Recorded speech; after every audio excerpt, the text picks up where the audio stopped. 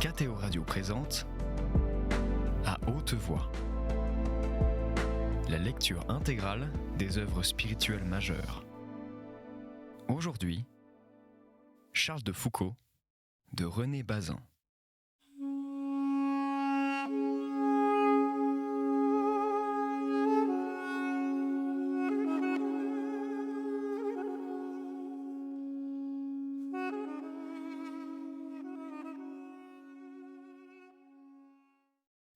Je ne puis m'empêcher de pleurer en y pensant, et je ne veux pas empêcher ces larmes de couler, elles sont trop justes, mon Dieu.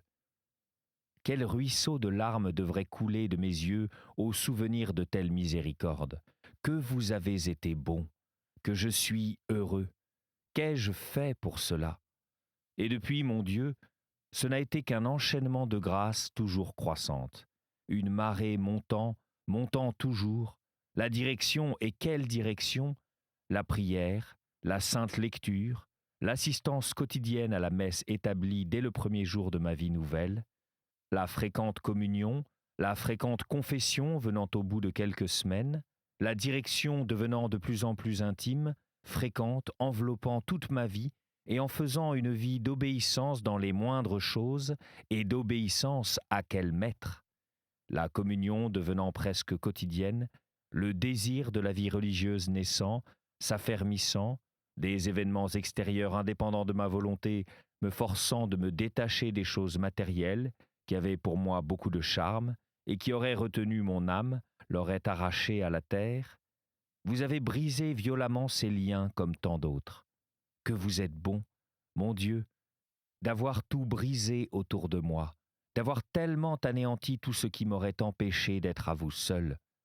Ce sentiment d'autant plus profond de la vanité, de la fausseté de la vie mondaine et de la grande distance qui existe entre la vie parfaite, évangélique, et celle qu'on mène dans le monde, ce tendre et croissant amour pour vous, mon Seigneur Jésus, ce goût de la prière, cette foi en votre parole, ce sentiment profond du devoir de l'aumône, ce désir de vous imiter, cette parole de M. Huvelin dans un sermon, que vous aviez tellement pris la dernière place que jamais personne n'avait pu vous la ravir, si inviolablement gravée dans mon âme. Cette soif de vous faire le plus grand sacrifice qu'il me fut possible de vous faire, en quittant pour toujours une famille qui faisait tout mon bonheur, et en allant bien loin d'elle vivre et mourir. Cette recherche d'une vie conforme à la vôtre, où je puisse partager complètement votre abjection, votre pauvreté, votre humble labeur, votre ensevelissement, votre obscurité, recherche si nettement dessinée dans une dernière retraite à Clamart, le 15 janvier 90, ce sacrifice s'effectuant, et cette grande grâce d'être tout à vous seul, m'étant donné de votre main, la trappe, la communion quotidienne, ce que j'ai appris pendant 7 ans de vie religieuse, les grâces de Notre-Dame-des-Neiges, les grâces de Notre-Dame du Sacré-Cœur, les grâces de Stawelli, les grâces de Rome, la ville de Saint-Pierre et des martyrs, le Saint-Père, les basiliques, les églises, les 1000 traces des apôtres et des martyrs, la théologie, la philosophie, les lectures, la vocation exceptionnelle à une vie d'abjection et d'obscurité. Après 3 ans et demi d'attente, le révérendissime général me déclare le 23 janvier 1897 que la volonté de Dieu est que je suive cet attrait qui me pousse hors de l'ordre de la trappe vers la vie d'abjection, de pauvreté, d'humble travail, d'obscurité profonde, dont j'ai la vision depuis si longtemps. Mon départ pour la Terre Sainte, le pèlerinage, l'arrivée à Nazareth, le premier mercredi que j'y passe, vous me faites entrer, mon Dieu, par l'intercession de Saint Joseph comme valet au couvent de Sainte-Claire. Paix, bonheur, consolation, grâce, félicité merveilleuse que j'y éprouve, misericordias Domini in aeternum cantabo, venite et videte, quoniam suavis est Dominus. Il n'y a qu'à défaillir, mon Dieu, devant de telles miséricordes, à supplier la Sainte Vierge et les saints et toutes les pieuses âmes de remercier pour moi, car je succombe sous les grâces. Ô mon époux, que n'avez-vous pas fait pour moi? Que voulez-vous donc de moi pour m'avoir comblé ainsi? Qu'attendez-vous de moi, vous qui m'avez accablé ainsi, mon Dieu, remerciez-vous en moi. Faites vous-même en moi la reconnaissance, le remerciement, la fidélité, l'amour. Je succombe, je défaille, mon Dieu. Faites mes pensées, mes paroles et mes œuvres, afin que tout vous remercie et vous glorifie en moi. Amen. Amen. Amen. Ainsi se passèrent à Nazareth l'été, l'automne, l'hiver de 1897, le printemps de 1898. Vers cette époque, la renommée de frère Charles de Jésus parvint jusqu'à Jérusalem. L'abbesse des Clarisses de Nazareth, ayant écrit à celle de Jérusalem au sujet de ce serviteur bénévole, qui se vêtait comme un pauvre, qui parlait et écrivait comme un savant, et priait comme un saint, la mère Élisabeth du Calvaire voulut voir le personnage et l'interroger. Elle avait fondé les 2 monastères et demeurait, en fait, une sorte de supérieure générale. On s'empressa donc de lui obéir. Elle était femme de toute prudence et, dans l'occasion, craignait que la communauté de Nazareth ne fût victime d'un aventurier, elle jugerait la cause. Frère Charles fut donc mandé par mère Saint-Michel qui le chargea de porter aux Clarisses de Jérusalem une lettre importante. Il accepta aussitôt et se déclara prêt à partir. Il n'avait aucune affaire à régler, aucun bagage à préparer. On lui proposa d'emporter quelques provisions.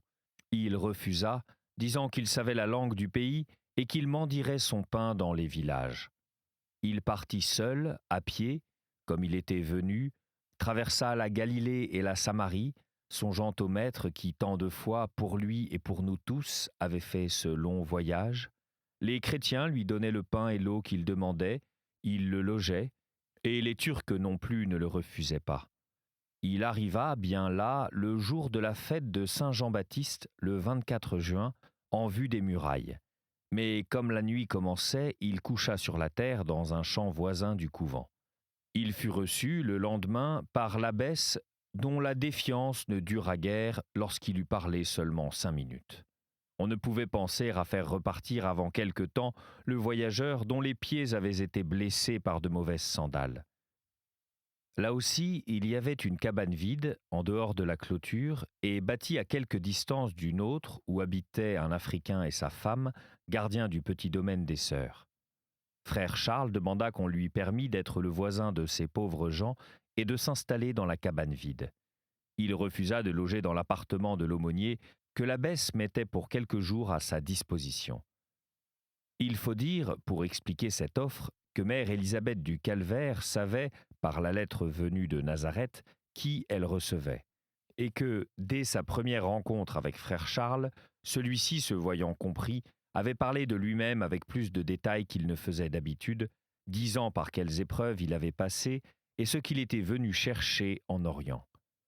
Il avait raconté quelques traits de son enfance, sa conversion, ses années à la trappe, et laissé entrevoir que le plus dur sacrifice avait été pour lui, était encore la séparation d'avec une famille unie, excellente, aimée. Puis, soudainement, il s'était tu. L'homme de silence avait reparu.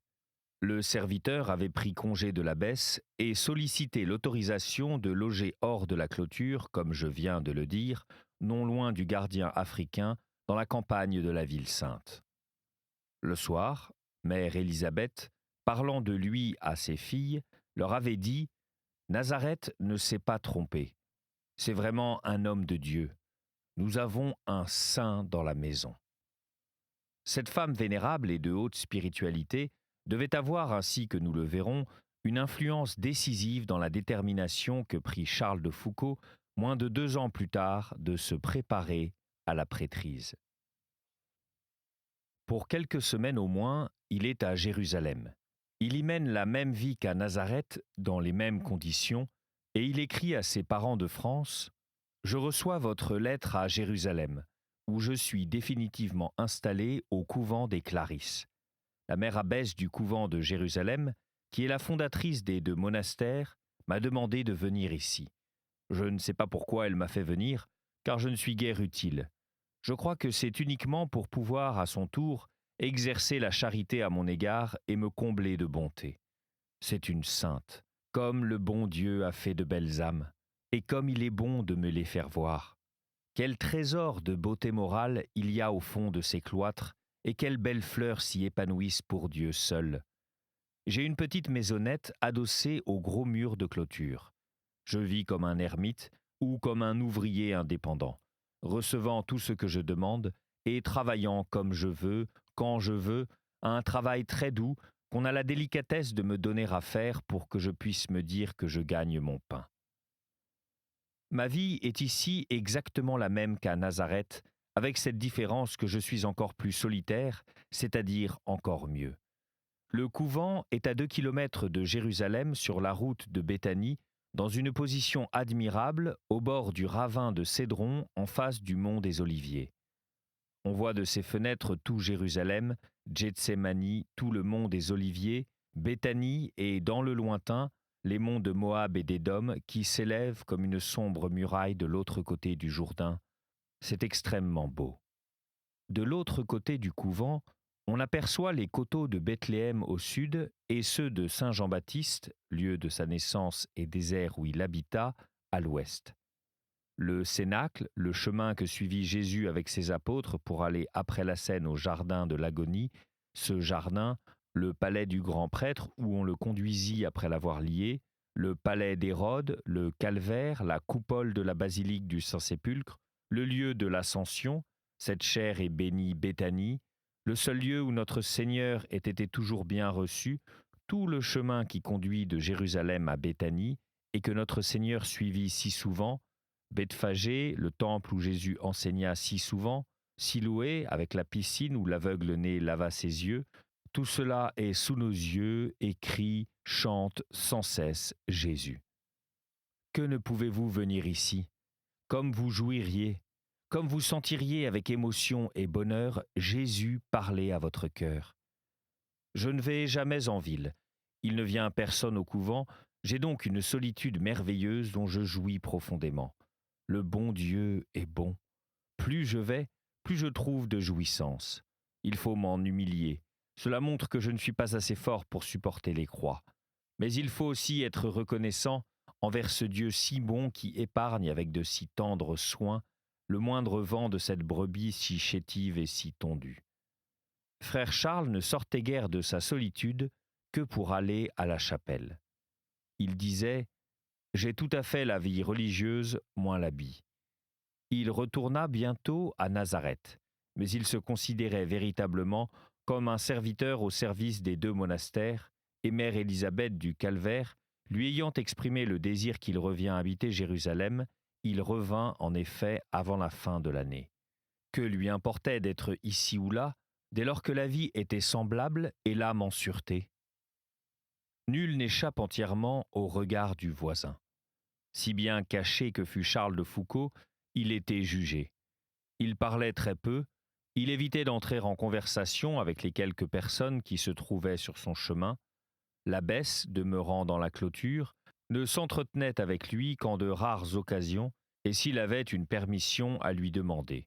Néanmoins, comme à Nazareth, une opinion murmurée, la première qui est faite d'étonnement, d'admiration encore indécise, d'estime encore retenue mais vive déjà, se formait au sujet de ce personnage mystérieux. On le voyait qui venait chercher ses repas, comme un pauvre, chaque jour à la porte du monastère, et qui s'en retournait sans avoir cessé de lire dans un livre qui ne le quittait point. On le voyait communier chaque matin, servir des messes, s'acquitter avec scrupule des petits travaux dont il était chargé, passer 1h30 à la chapelle après le dîner de midi, revenir le soir s'il y avait un office. On savait qu'il couchait sur 2 planches recouvertes d'une natte, avec une pierre pour oreiller comme à Nazareth, qu'il ne dormait guère plus de 2 heures par nuit, qu'il était d'une tempérance extrême et d'une égale charité. Les gens de langue arabe ou de langue française qui avaient conversé avec lui gardaient le souvenir de ses yeux très bons et de sa manière fraternelle. Ils étaient émerveillés aussi de la joie qu'ils avaient devinée chez cet homme sans maison, sans parents, sans richesse et sans place. Plusieurs, dans la campagne de Jérusalem et dans la ville, le nommaient le saint ermite des Clarisses. Quelques-uns s'informaient pour savoir si on pouvait le consulter. Les pauvres tâchaient, quand il sortait, de se trouver sur son chemin. Au consulat général de France, où il allait parfois pour traiter une affaire de la communauté, il était reçu avec honneur et tout de suite introduit au salon, malgré l'extraordinaire costume qui ne prévenait pas en sa faveur. L'Africain lui-même et sa femme, voisins de case, et qu'il appelait toujours « mon frère, ma sœur », le traitaient avec beaucoup de considération. Un jour que, pour l'éprouver, l'abbesse disait au gardien « Va porter ceci à l'ouvrier », au « monsieur » reprit vite l'Africain. Peu de temps après son établissement à Jérusalem, et au sortir d'une retraite qu'il venait de faire, frère Charles déclara que désormais, il suivrait le régime des trappistes. À midi, une soupe au lait, des figues et du miel. Le soir, un morceau de pain pesé comme une clarisse, 180 grammes. Pendant l'Avent de 1898 et le Carême de 1899, il se contenta d'un morceau de pain à midi et le soir. Quelques religieuses des monastères de Terre Sainte se souviennent de ces choses et me les ont écrites. L'une d'elles remarque en passant « Trappiste, il l'était resté dans la force du terme. En toutes circonstances, il disait, comme il est dit dans la règle des trappistes, et cette règle, il la portait toujours sur lui. Qu'on n'imagine pas, comme certains gens du monde seraient peut-être disposés à le croire, que la piété et l'habituelle méditation eussent fait de Charles de Foucauld une sorte d'homme affadi, doucereux et compassé. L'homme qui vivait de la vie que je viens de dire prouvait qu'il avait le don de force. D'habitude, il l'exerçait en se domptant lui-même. En quelque occasion, et quand il le fallait, il se montrait rude à autrui. Une troupe de mendiants italiens avait un jour réussi à pénétrer dans la cour des sœurs Tourières. Ils menaient grand tapage parce que celles-ci refusaient, à bon droit, de leur donner à dîner. Les pauvres filles, injuriées et menacées, ne savaient que faire lorsque, par hasard, frère Charles survint. Sans calculer, sans un mot, il se jeta sur l'un des mauvais drôles, le saisit à bras-le-corps et le fit passer dehors. Puis ce fut le tour d'un second, puis d'un troisième. Avec une incroyable maestria, il vint à bout en 1 minute de cette petite opération de police. Ses yeux étaient devenus tout ardents. L'instant d'après, frère Charles passait devant la loge des Tourières. « Je vous ai peut-être mal édifié, dit-il. Mais non, délivré. Merci. » Quand elle l'eut ainsi vu vivre plusieurs mois, et qu'elle fut sûre de la grande intelligence et de la singulière vertu qu'il avait, mère Élisabeth commença de l'exhorter à entrer dans les ordres. Elle lui représenta qu'il rendrait de plus grands services en devenant missionnaire, mais il en détourna la conversation et rentra à l'ermitage. Comme elle était femme de très ferme volonté et habituée à la conduite des âmes, lesquelles ne se rendent pas à toutes les raisons mais à une, elle revint sur ce sujet et fit observer à frère Charles que, s'il devenait prêtre, il y aurait chaque jour dans le monde une messe en plus, un nombre infini de grâces pour les hommes, qu'il était donc maître de répandre une bénédiction nouvelle sur la terre et d'où la retenir dans les cieux. S'il avait reçu des dons qu'il avait accrus par l'étude et par un long travail spirituel, était-ce pour ne les faire servir qu'à lui seul ? Frère Charles, que la pensée d'honorer mieux encore le Saint-Sacrement émouvait au fond de l'âme, réfléchissait aux paroles qui lui étaient dites, puis répondait « Être prêtre, c'est me montrer, et je suis fait pour la vie cachée. » L'abbesse, décidée à procurer à l'Église un saint prêtre de plus, mit alors ses filles en prière et après quelque temps, le solitaire l'ayant revu, lui dit « Écrivez vous-même à mon directeur », ce qui fut fait. Or, à ce moment, une mauvaise querelle fut élevée contre les Clarisses de Nazareth au sujet d'un terrain qui leur appartenait, de celui, je suppose, sur lequel était placée la cabane que frère Charles avait habitée. Elles écrivirent, suppliant celui-ci de reprendre possession de ce morceau contesté de leur domaine, d'y faire un peu de culture et de s'occuper lui-même d'arranger le différend, car nul ne pourrait y réussir aussi bien. Il partit aussitôt, accompagnant un religieux qui allait là-bas pour prêcher une retraite. Les voyageurs se rendirent de Jérusalem à Jaffa, où ils s'embarquèrent pour Caïpha et de là gagnèrent Nazareth au commencement de 1899. De toutes ces choses, l'abbé Huvelin était avisé par son pénitent qui lui demandait conseil. Il y avait longtemps qu'il songeait que Charles de Foucauld était destiné au sacerdoce et qu'il l'avait laissé entendre. Dans la petite cabane de Nazareth, la résolution fut enfin prise par frère Charles de se préparer aux ordres sacrés. Mais il ne pouvait renoncer à sa vocation particulière, depuis tant d'années étudiée, méditée, éprouvée aussi. Et il fallait trouver la solution de ce problème. Une vie sacerdotale, une vie érémitique. Où la vivrait-il? Et comment? Cet homme que tourmentait une imagination débordante, parfois chimérique, toujours grandiose par le choix de son rêve, eut vite fait de se décider. Il achèterait le mont des Béatitudes, il établirait un ermitage sur le sommet, et là, tout seul, ou peut-être avec quelques petits frères dont il espéra toujours la venue, il garderait ce lieu sacré. Il adorerait le Saint-Sacrement, qu'il aurait porté parmi des peuplades farouches. Il recevrait les Bédouins de passage et les pèlerins qui monteraient sur les pas de Jésus-Christ. Prêtre contemplateur, exposé, austère, charitable, il prêcherait l'Évangile en silence. Le cahier de nos notes intimes est ici bien touchant. On y découvre la pureté d'intention, la générosité de ce solitaire qui, dans sa cabane de planches, méditant l'avenir prochain, n'était préoccupé que de son propre effacement et de la gloire de Dieu. Voici ce qu'on y peut lire. Je crois de mon devoir de tâcher d'acheter le lieu probable du mont des Béatitudes. Voyant clairement que, soit à cause des obstacles mis par le gouvernement turc, soit à cause de leurs charges actuelles, les franciscains ne peuvent s'engager à établir immédiatement ni dans un délai déterminé un autel avec un tabernacle et un chapelain.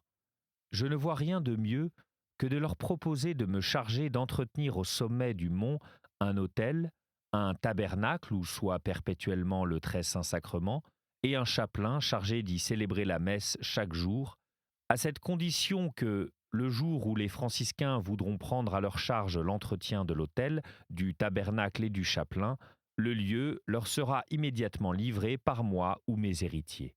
J'avais pensé d'abord établir là un chapelain ermite, dans une pauvre chambre, et à m'établir auprès de lui pour lui servir de serviteur et de sacristain. Mais je me rends compte que je ne puis en aucune façon imposer ces charges à ma famille. Il faut donc trouver un autre moyen. Je n'en vois qu'un, c'est d'être moi-même le pauvre chapelain de ce pauvre sanctuaire.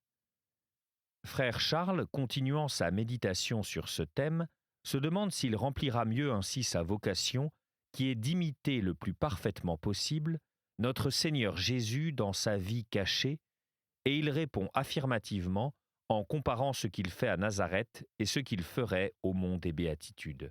La foi en la parole de Dieu et de son Église se pratique également partout, mais là, au mont des Béatitudes, dans le dénuement, l'isolement, au milieu d'Arabes très malveillants, j'aurais, pour ne pas perdre courage, besoin d'une foi ferme et constante à ces mots « Cherchez le royaume de Dieu, le reste sera donné par surcroît. » Ici, au contraire, rien ne me manque et je suis en sûreté. C'est donc là que ma foi s'exercera le mieux. Là, je pourrai infiniment plus pour le prochain par la seule offrande du saint sacrifice, par l'établissement d'un tabernacle qui, par la seule présence du Saint-Sacrement, sanctifiera invisiblement les environs, comme notre Seigneur, dans le sein de sa mère, sanctifia la maison de Jean, soit par les pèlerinages, soit par l'hospitalité, l'aumône, la bienfaisance que je m'efforcerai de pratiquer envers tous. Ici, ma condition est en soi plus basse. Là, elle sera à mes yeux d'une hauteur infinie, car rien au monde n'est pour moi plus grand qu'un prêtre. Mais où y a-t-il plus d'imitation de notre Seigneur? Le prêtre imite plus parfaitement notre Seigneur, souverain prêtre, qui chaque jour s'offrait. Je dois mettre l'humilité où notre Seigneur l'a mise, la pratiquer dans le sacerdoce à son exemple. C'était À haute voix, une émission de KTO Radio. Aujourd'hui, Charles de Foucault de René Bazin. Lecture, Fitzgerald Berton. Captation et réalisation, Aymeric Plouinec et Thibaut Dagalier. Une émission disponible en podcast sur ktoradio.com et sur l'application KTO Radio.